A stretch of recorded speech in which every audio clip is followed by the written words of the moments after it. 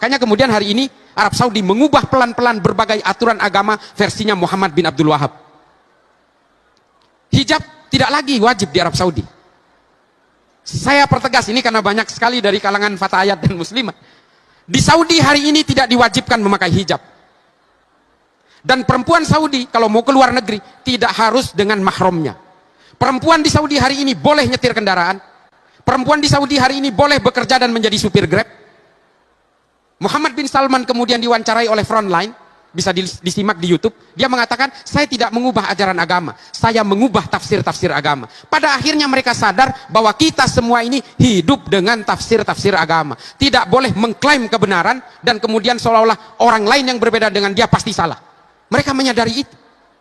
Padahal Nahdlatul Ulama sejak dulu ya begini ini. Kan yang getol selama ini mengajak untuk kembali kepada Quran dan Sunnah itu kan mereka. Karena mereka pernah meninggalkan Quran dan Sunnah. Kita tidak pernah meninggalkan Quran dan Sunnah. Jadi nggak usah ngajak-ngajak, kita sudah ada di situ dari sejak dulu.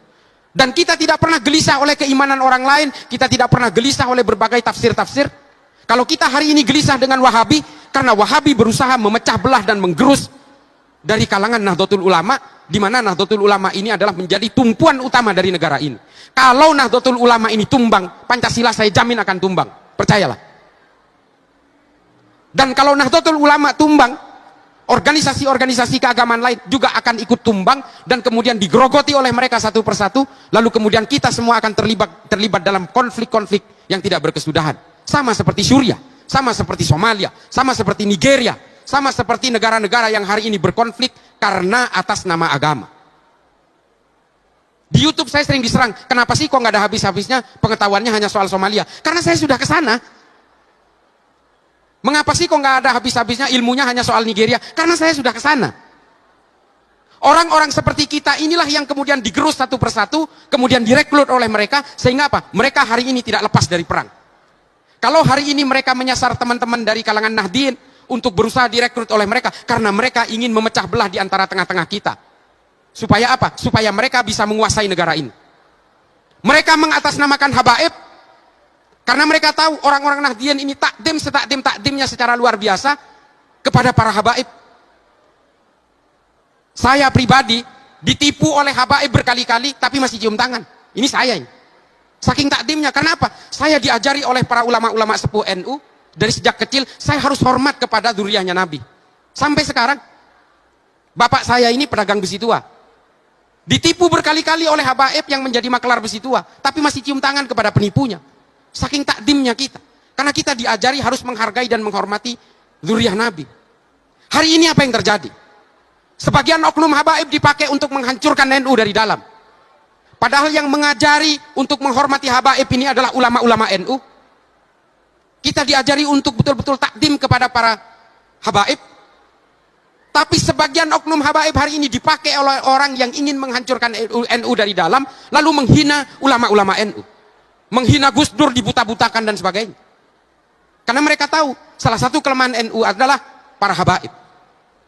Dan hari ini kita betul-betul dibius oleh oknum-oknum yang mengatasnamakan habaib tapi menggerus orang NU satu persatu karena persoalan-persoalan politik.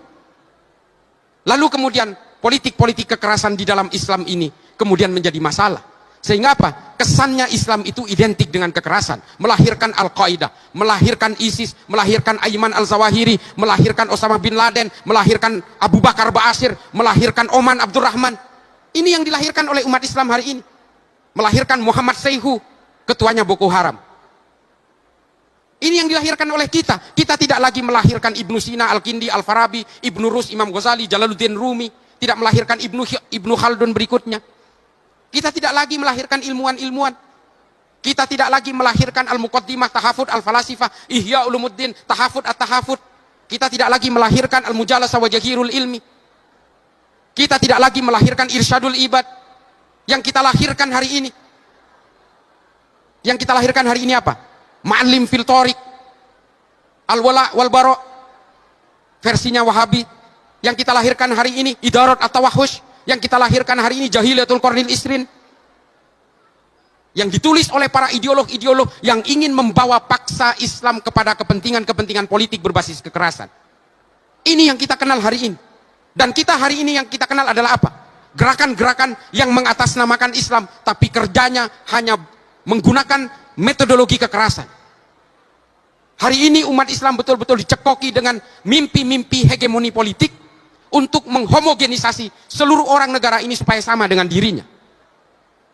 Inilah kemudian yang mengacak-acak Islam kita. Kepentingan-kepentingan Barat, kepentingan-kepentingan Eropa, kemudian menjadikan Islam, umat Islam sebagai alat bentur antara sesama orang Islam. Umat Islam hanya menjadi boneka-boneka politik, menjadi mainan-mainan politik, untuk kemudian kita bertarung, saling tikam dengan sesama orang Islam. Dan kemudian Khawarij modern lahir, menjadi penghasut bahwa umat Islam harus memilih ini. Kalau bukan memilih ini, maka dia bukan orang Islam. Inilah politisasi agama itu terjadi. Karena apa? Karena kita terbuai oleh mimpi-mimpi politik. Maka kemudian apa yang harus kita lakukan hari ini? Kembalikan kejayaan Islam ini bukan lewat jalur politik. Kembalikan Islam ini kepada ilmu pengetahuan agar Islam betul-betul berjaya seperti masa kejayaan Islam di abad-abad pertengahan. Tapi apakah umat Islam tidak boleh berpolitik? Boleh dan wajib. Supaya ruang-ruang politik ini tidak keluar dari jalur maqasidus syariah. Harus.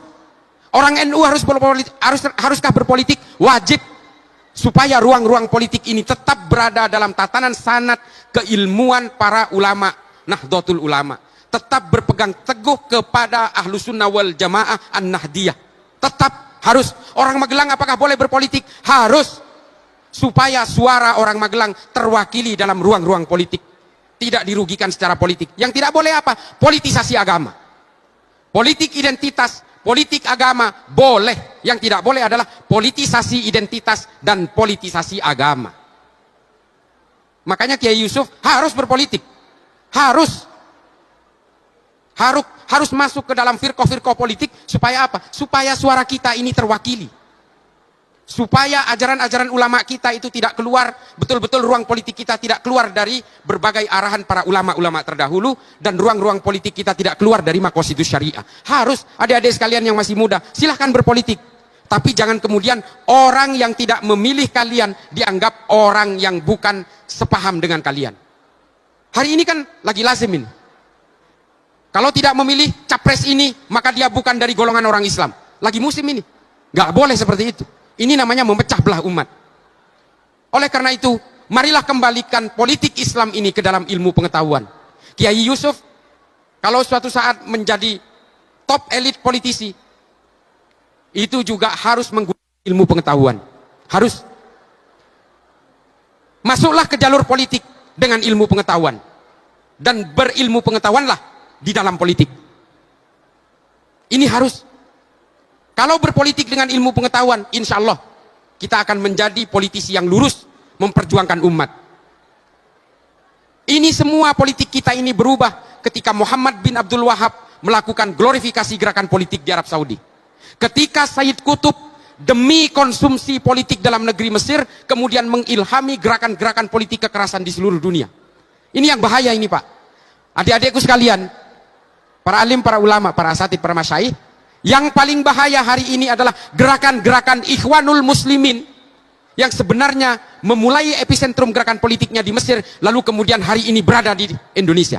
Ini yang paling bahaya. Karena ubudiahnya sama dengan kita. Yang namanya seorang ulama Hasan Al-Banna, pendiri Ikhwanul Muslimin ini, sama seperti kita, tidak mengharamkan ziarah kubur. Mereka juga maulidan. Sama. Di sini ada ustadz juga yang seperti itu. Tapi kemudian menghalalkan bom bunuh diri, menghalalkan kekerasan-kekerasan demi ambisi politik. Antara Wahabi dan Ikhwanul Muslimin ini tujuan politiknya sama. Politik pan-islamisme, politik teokratis, sama. Meskipun ubudiahnya berbeda. Orang Wahabi anti ziarah kubur, anti maulidan.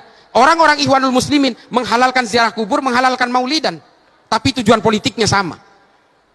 Ingin menumbangkan Pancasila juga. Dengan berbagai metodologi takiyahnya. Takiyah itu bukan hanya orang Syiah yang bisa bertakiyah. Hari ini semua orang bisa bertakiyah.